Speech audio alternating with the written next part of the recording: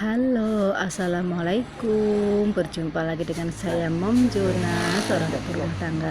Apa kabar teman-teman? Semoga teman-teman sehat selalu dan dilancarkan rezekinya. Amin ya robbal alamin. Di video kali ini Mom Jona akan berbagi tentang ritual toko sembako di pagi hari ya teman-teman. Jadi kita itu kalau buka toko tidak asal buka ya teman-teman. Maka harus kita awali dengan bismillah ya teman-teman, begitu buka toko, karena dengan bacaan bismillah, dengan menyebut nama Allah, maka kita akan diridhoi ya teman-teman. Kita akan dinilai dengan ibadah kerja keras kita, usaha kita, capek kita gitu, itu akan dinilai ibadah oleh Allah gitu ya teman-teman. Dan selanjutnya ya teman-teman, kita melakukan bersih-bersih ya teman-teman. Jadi kita lap-lap, kita kemocengin itu barang-barang yang berdebu ya teman-teman, supaya terlihat bersih. Jadi untuk menarik para pembeli ya teman-teman, kalau barang-barang kita terlihat bersih, maka pembeli pun juga senang ya teman-teman untuk membelinya.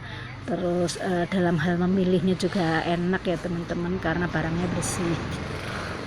Nah terus kita nyapu-nyapu ya teman-teman. Nah kita lanjut untuk menyapu lantai ya teman-teman, supaya debu-debu yang menempel di lantai, kotoran-kotoran ataupun sisa-sisa kayak plastik, kayak sampah yang kecil-kecil gitu ya teman-teman. Nah kita sapu supaya bersih ya teman-teman, biar tampak rapih sedemikian rupa begitu ya teman-teman.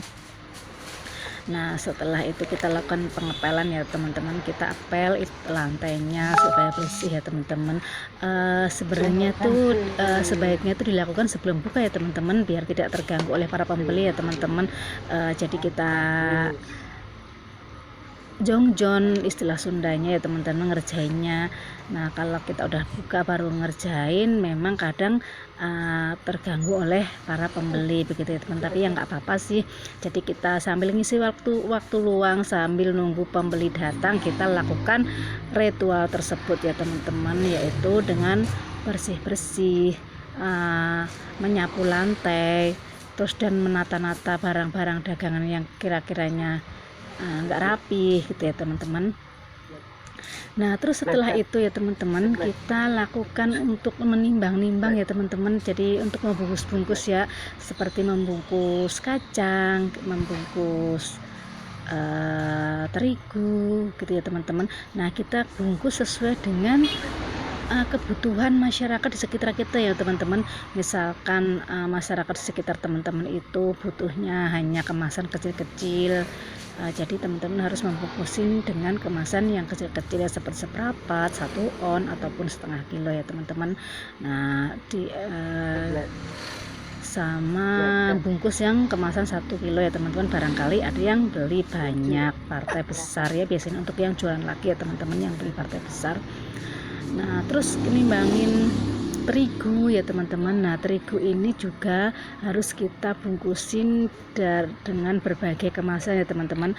Kemasan seperempat, kemasan 1 kilo, dan kemasan setengah kilo begitu ya teman-teman.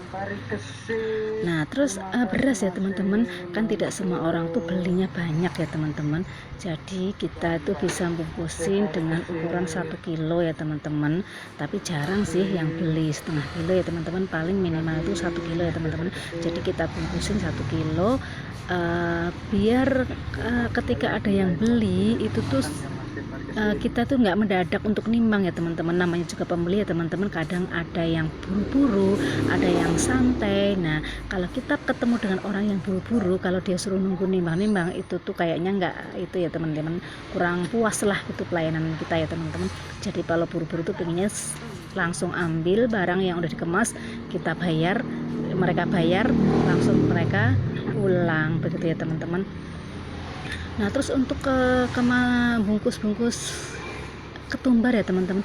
Nah ketumbar itu tuh orang itu belinya pasti kan partai kecil ya, porsi kecil ya teman-teman. Jadi kita bungkusin yang harga 1000-an ya teman-teman, sedikit-sedikit. Soalnya masyarakat sekitar kita itu butuhnya tidak banyak.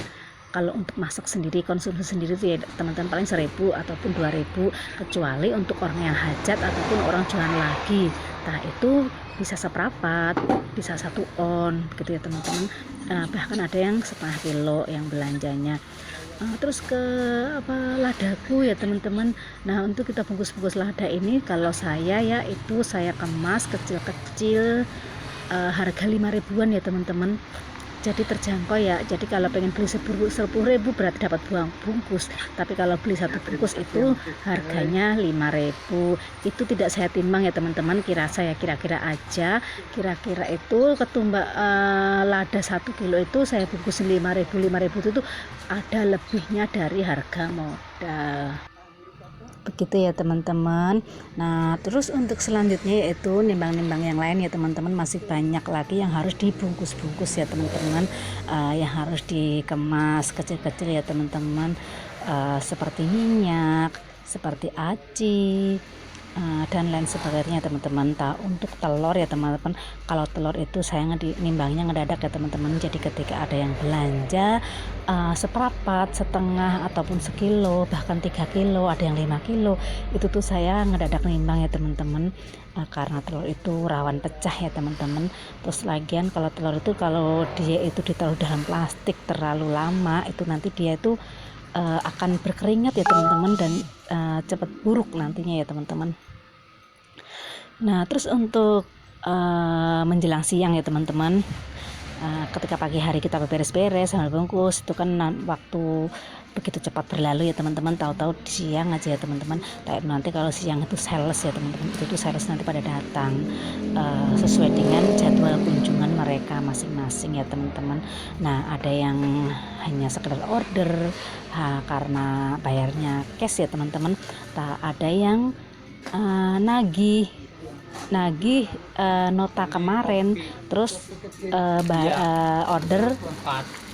order lagi untuk kiriman besoknya, begitu ya teman-teman. Dan begitu terus ya teman-teman, setiap hari itu ada aja ya teman-teman, sales memang udah ada jadwalnya teman-teman. Setiap hari itu dari Senin, Selasa, Rabu, Kamis, dan Jumat ya teman, Jumat dan Sabtu ya teman-teman. Nah kalau minggu ini jarang ya yang sales datang karena mereka juga libur ya, dari perusahaannya teman-teman.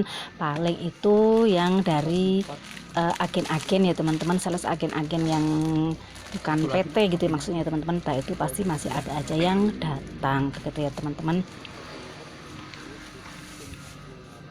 Nah itulah teman-teman ritual toko sembako di pagi hari sampai siang ya teman-teman. Semoga menjadi inspirasi buat teman-teman yang menonton ya, dan terima kasih teman-teman sudah mengklik video saya yang sederhana ini. Mohon dukungannya teman-teman untuk like, komen, dan subscribe ya teman-teman. Semoga teman-teman sehat selalu dan dilancarkan rezekinya ya teman-teman. Yang mau buka usaha, saya doakan semoga cepat-cepat terlaksana ya teman-teman, dan semoga teman-teman semua sukses di dunia dan sukses di akhirat. Amin ya rabbal alamin. Wassalamualaikum warahmatullahi wabarakatuh.